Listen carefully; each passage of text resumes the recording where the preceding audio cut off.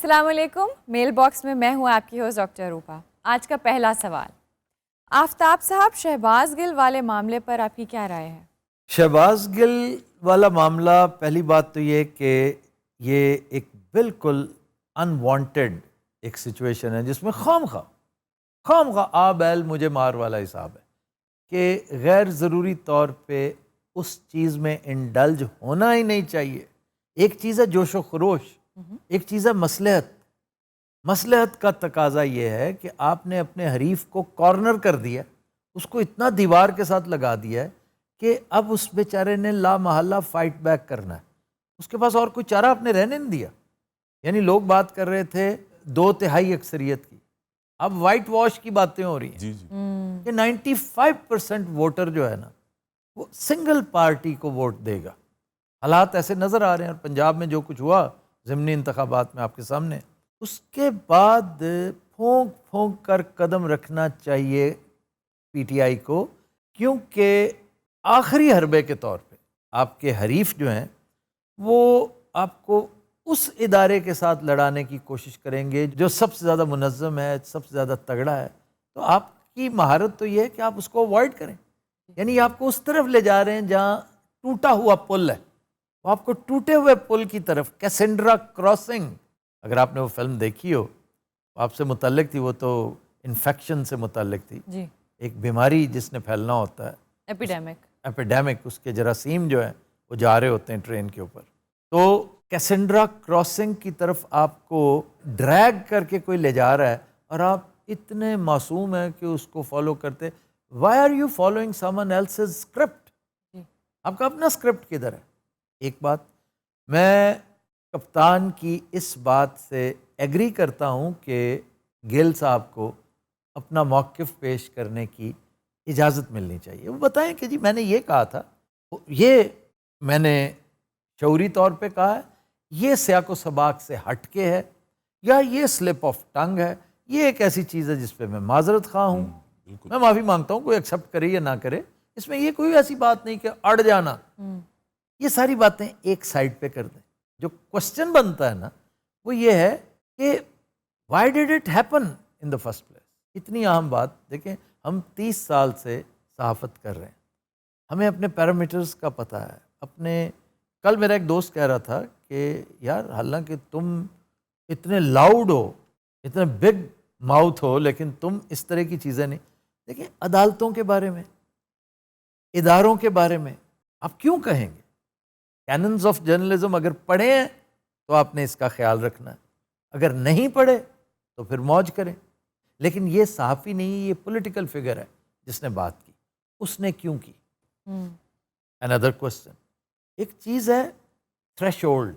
आपका थ्रेशोल्ड इतना हाई हो चुका है कि आप पिछले 3-4 साल से सुन रहे हैं लगातार कैप्टन सफदर क्या कह रहा है, मरियम बीबी क्या कह रही हैं, नवाज शरीफ साहब क्या कह रहे हैं, शहबाज शरीफ उनके साहबजादे क्या कह रहे हैं, लातादाद वज़रा हैं, starting with Javed Latif, ji ji coming down to Khwaja Asif. जी किस किस ने क्या क्या बात नहीं कह रखी, लेकिन उसका नोटिस ही नहीं लिया गया, बिल्कुल नहीं लिया गया। 2 जर्नलों के तो बाकायदा नाम ले लेकर, जी जी आर्मी चीफ का और उस वक्त के DGISI जनरल फैज़ हमीद का नाम ले लेकर, मैं आज बल्कि सुन रहा था, जो पहले नहीं सुनी थी वो आजकल वायरल हुई हुई हैं तकरीरें।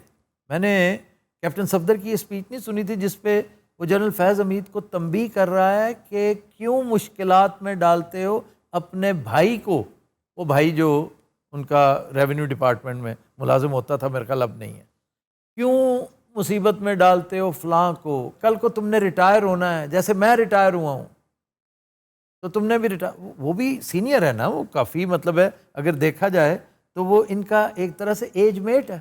इस तरह करके मैंने उसको कुरलाते, चिल्लाते और शोर मचाते सुना है कि तुमने चादर और 4 दीवारी का तकद्दुस पायमाल किया जब तुमने मेरा होटल का कमरा स्टॉर्म किया। उसका वो रेफरेंस दे रहा था, लेकिन उस पर कोई जुम्बिश नहीं हुई। वाई? क्योंकि उनके पल्ले ही कुछ नहीं था।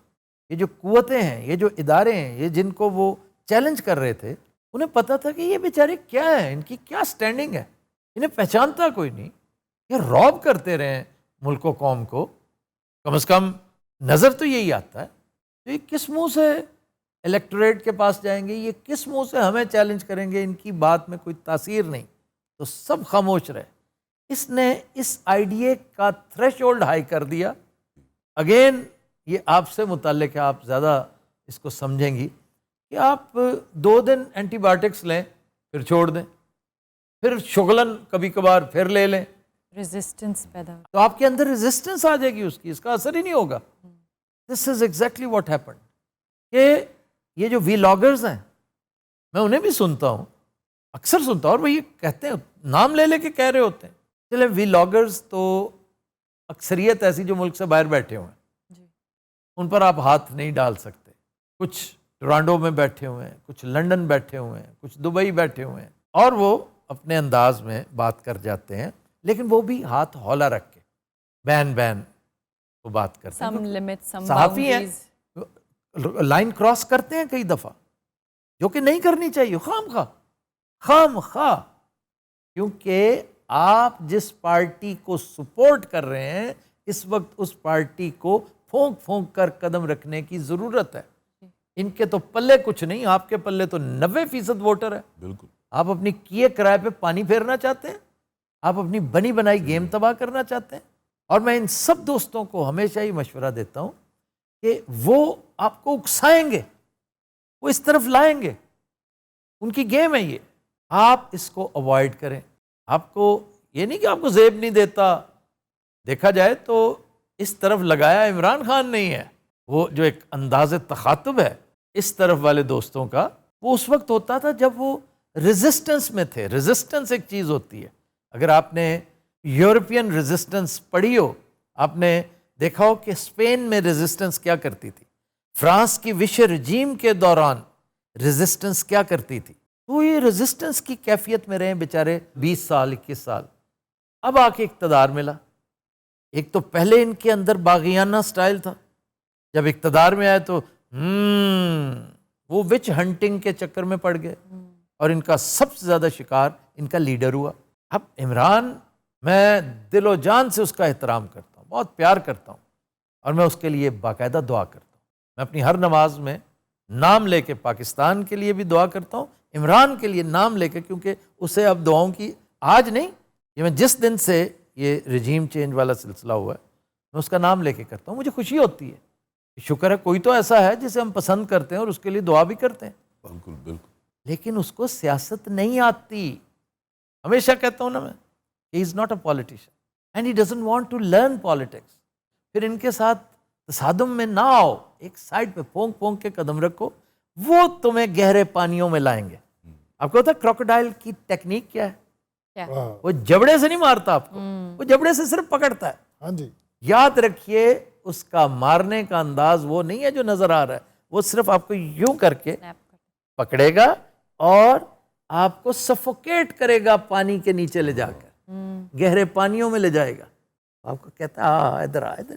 ایگزیکٹلی یہی کچھ ہو رہا ہے. اور ٹریجڈی ہے کہ پی ٹی آئی کے کچھ دوستوں کو اس کی سمجھ نہیں ہے، بہت ساروں کو ہے، پی ٹی آئی کے ساتھ ہمدردی رکھنے والوں کو، پی ٹی آئی کے حلیفوں کو اس کی سمجھ ہے کہ یہ گیم ہو کہاں سے رہی ہے.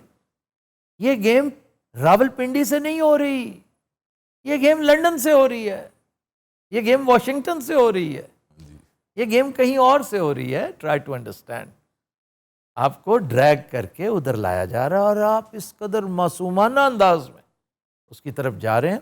جو انہوں نے سوچا کہ بھئی پہلے تو کبھی کسی نے نوٹس نہیں لیا، اور آپ نے سنا ہوگا کہ عمران خان نے اپنی سپیچ میں بھی سارا کچھ دکھایا کہ بھئی یہ سب کچھ جب ہو رہا تھا اس وقت آپ کدھر تھے. میں جب دنیا نیوز میں تھا نا، تو میں نے اپنے شو میں حسب حال میں ایک چیز چلا دی کہ آصف علی زرداری سالگرہ فلم میں ایز چائلڈ سٹار آئے تھے. تو انہوں نے فوراً چیلنج کر دیا. انہوں نے ہمارے ایم ڈی سے کہا، یوسف بیگ مرزا، وہ بیچارے ہاتھ پیر پھولے ہوئے، آفتاب یہ کیا ہو رہا ہے یار، یہ تو مجھے فون آ گیا، سائی نے کہہ دیا کہ پھر نہ کہنا 2 ارب روپے کا دعویٰ کرنے والے ہیں. پھر میاں عامر نے کہا، جب بات 2 ارب پہ پہنچی تو مجھے بلایا کہ یار یہ دیکھ لو، کیونکہ بات اب حد سے تجاوز کر رہی ہے تو پکے پیروں پہ ہو. تو آفرین ہے ان سب پہ کہ انہوں نے مجھ پہ ٹرسٹ کیا. میں قائم دائم رہا. میں نے کہا آپ آنکھیں بند کر کے, کیونکہ شکر الحمدللہ وہاں پر اس وقت گیون سرکمسٹانسز میں صرف صحافی میں ہی تھا. اب میاں صاحب بھی صحافی تو نہیں تھے نا. یوسف بیگ مرزا بھی صحافت میں بہت بعد میں آئے, جب لباس ایک میگزین تھا کہ اس کو ریپرزینٹ کرتے تھے, اور وہ بھی اس کے کمرشل ایسپیکٹ کو. تو میں نے کہا میں صحافیانہ اسرار و رموز کو جانتے ہوئے 2 وجوہات کی بنا پر اپنی بات پہ قائم ہوں. ایک میں آپ کو بتاؤں گا نہیں, کیونکہ یہ میرا اور اس کا راز ہے, میں اپنا سورس ریویل نہیں کرنا چاہتا. بہت فورس کریں گے تو بتا دوں گا, یہ کوئی ایسی زندگی موت کی بات نہیں ہے. اور پھر میں نے بعد میں, کیونکہ بہت انفیکچوس ہوگی نا بات, اس کی اہمیت ہی ختم ہوگی, تو پھر میں نے بتا بھی دیا. میرا خیال ہے کسی شو میں بھی, اپنے شو میں بھی تذکرہ کیا تھا, آج بھی میں ابھی بتاؤں گا. تو پارٹ 2 جو تھا وہ بڑا اہم تھا. میں نے کہا آج سے چند مہینے پہلے یہ ایک بہت بڑے اخبار, ایک بہت تگڑے اخبار کے بیک پیج پہ یہ سٹوری چھپی تھی, اس کی ویب سائٹ پہ آج بھی موجود ہے. انہوں نے کتنا قصور کیا اس کو, اس کا نوٹس بھی نہیں لیا گیا. اگر دیکھا جائے تو یہ بذات خود ایک انف ریزن ہے. یہ الگ بات ہے کہ یہ کافی نہیں سمجھا جاتا کہ اگر کسی نے ایک بات کی ہے تو ہم کہیں گے ہماری نظر نہیں پڑی. جی یہ تو نہیں نا کہ اگر میں نے ببو کے بارے میں کوئی چیز پڑھی ہے کسی جگہ پہ, کسی اخبار میں یا کسی دیوار پہ, تو میں اس کو کیس بنا کے شروع ہو جاؤں کہ نہیں جی اگر ہوتی تو یہ اس کا نوٹس نہ لیتا. تو اس کا مطلب ہے ٹھیک لکھا گیا اس کے بارے میں کہ یہ اسمگلر ہے, ایسا ہے نا. تو یہ ریزن مانی نہیں جاتی, عدالت نہیں مانتی, لیکن اس سے آپ کا کیس ضرور تگڑا ہو جاتا ہے. دوسرے فریق کو پوچھا ضرور جاتا ہے بھائی جان آپ کہاں تھے اس وقت جب یہ سب کچھ ہو رہا تھا, آپ کہاں تھے. تو یہی بات انہوں نے کی کہ جناب جب مریم نواز شریف, وہ یہ جو دہشت گردی ہے اس کے پیچھے وردی ہے, یہ کہاں سے آئی. آپ مسکرا رہی ہیں اور آگے نعرے لگ رہے ہیں, تو اس وقت بھی آپ کو نوٹس لینا چاہیے تھا. آپ نے اس وقت نوٹس لیا ہوتا, آج تھریش ہولڈ اتنا ہائی نہ ہوتا. آپ ڈیلی 6-7 کافی کے مگ پیتے رہیں تو کیفین لیول آپ سمجھتی ہیں نا, تھریش ہولڈ آپ کا ہائی ہو جاتا ہے. بالکل وہی کچھ ہوا. تو سر اب وہ ذرا زرداری صاحب والا بھی بتا دیجیے. زرداری صاحب والا سورس یہ تھا کہ کسی کو, اب میں نہیں بتانا چاہتا تھا, یہ مجھے کس نے بتایا کہ زرداری صاحب نے بطور چائلڈ سٹار اس فلم میں کام کیا ہوا. تو پھر یہ مجھے زرداری صاحب نے خود بتایا تھا, اور زرداری صاحب بھول گئے تھے. جب میں نے پہلی بات ہی کی تو زرداری صاحب نے کہا ہوگا چیک کرو یار, یہ دیکھو ویب سائٹ پہ پڑی ہوئی یہ چیز, آپ نے نوٹس ہی نہیں لیا اس کا. تو پھر ٹھیک ہے ہم کیا کریں. کوئی جواب ہم نے نہیں دیا, اور زرداری صاحب نے توپوں کا رخ کہیں اور موڑ دیا, ہمیں کچھ نہیں کہا. اور وہ آج بھی آرکائیوز میں پڑا ہوا ہے. اس میں کچھ اوپر نیچے تھا ضرور کہ جس چائلڈ سٹار کو میں نے پوائنٹ آؤٹ کیا تھا وہ زرداری نہیں تھا, وہ شعیب نامی ایک کیوٹ سا پیارا سا بچہ تھا, وہ واز اے سول سرونٹ. یہ بعد میں مجھے اس کے بیچ میٹس نے بتایا, کیونکہ انہیں بھی اس نے بتایا ہوگا یہ میں ہوں بھائی. وہ جو ولن تھا نا 7 لڑکا, جو اسے اکسا رہا تھا چلو چھوڑو پڑھائی لکھائی کو, چلو آؤ ریلوے لائن پہ چلتے ہیں, وہاں پہ فن کریں گے, مزہ کریں گے. تو بچی بھی ساتھ جاتی ہے جو جہاں غائب ہو جاتی ہے, بردہ فروشوں سے اٹھا کے لے جاتے ہیں. تو سالگرہ کی کہانی اگر آپ نے سنی ہو, دیکھی ہو, تو پھر کئی سالوں بعد وہ شمیمارا بن کے آتی ہے, لے آئی پھر کہاں پر قسمت ہمیں کہاں سے. تو یہ تھا وہ سارا سلسلہ. میرا یہ کہنا کہ چائلڈ سٹار کے طور پہ اس نے 16 غالباً سندھی ہے اور چند اردو بھی ہیں. یہ میں نے ایسے ذرا دلچسپی کے لیے سنا دیا. زرداری صاحب بھی ماشاءاللہ سینئر آدمی ہیں. کون صاحب؟ زرداری صاحب.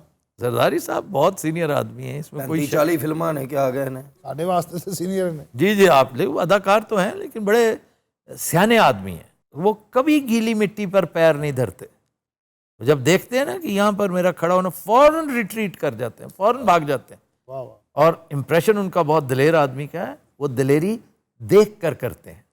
تو اس لیے یہ جو معاملہ ہوا ہے نا شہباز گل والا, سراسر حماقت والی بات تھی, اور میں اس کو قطعی طور پہ اہمیت نہیں دیتا. اور میرا نہیں خیال کہ وہ بھی دل سے یہ بات کہنا چاہتا ہوگا. شہباز گل اداروں کے بارے میں سوال ہی پیدا نہیں ہوتا اس کے دل میں, کیوں یہ بات. اس نے یہ جرت اس لیے کی ہوگی کہ یار پہلے کچھ نہیں کہا گیا تو 2-4 باتیں ہم بھی کر لیں, اس سے کیا ہوتا ہے بھائی؟ ایک عام آدمی، ایک چھوٹا موٹا کی بورڈ واریر یہ بات کرتا ہے نا تو اس کا نوٹس نہیں لیا جائے گا.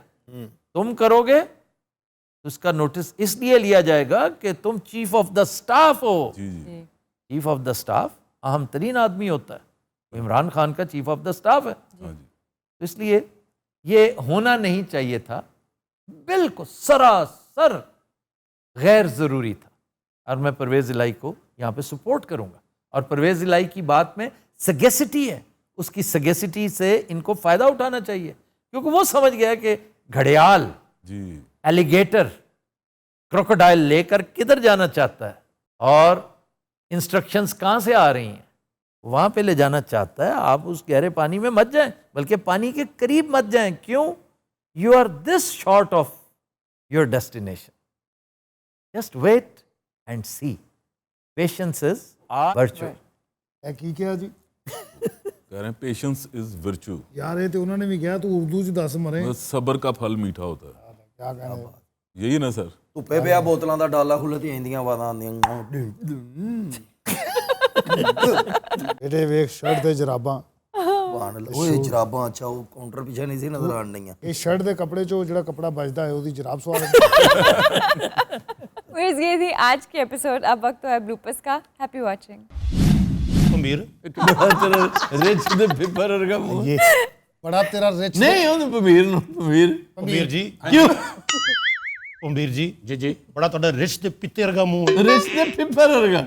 ਪਿੱਪੜ ਪਿਪਰੇ ਵਰਗਾ. ਪਿੱਪਰੇ ਵਰਗਾ. ਪੇਪਰ. ਆਪਣਾ ਪਮੀਰ ਜੀ ਜੀ ਬੜਾ ਤੁਹਾਡਾ ਮੂੰਹ ਰਿਚ ਤੇ ਪਿੱਪਰੇ ਵਰਗਾ. ਬੜਾ ਤੁਹਾਡਾ ਰਿਚ ਦੇ ਪਿਪਰੇ ਵਰਗਾ ਮੂੰਹ ਹੈ. ਆਪਣਾ ਪਮੀਰ ਜੀ ਪਮੀਰ ਜੀ ਜੀ ਬੜਾ ਤੁਹਾਡਾ ਮੂੰਹ ਰਿਚ ਦੇ ਮੂੰਹ ਬਾਹਰ ਕਹੀਦਾ ਤੁਹਾਡਾ ਰਿਚ ਦੇ ਬੇਵਕੂਫ. ਪਮੀਰ ਜੀ ਜੀ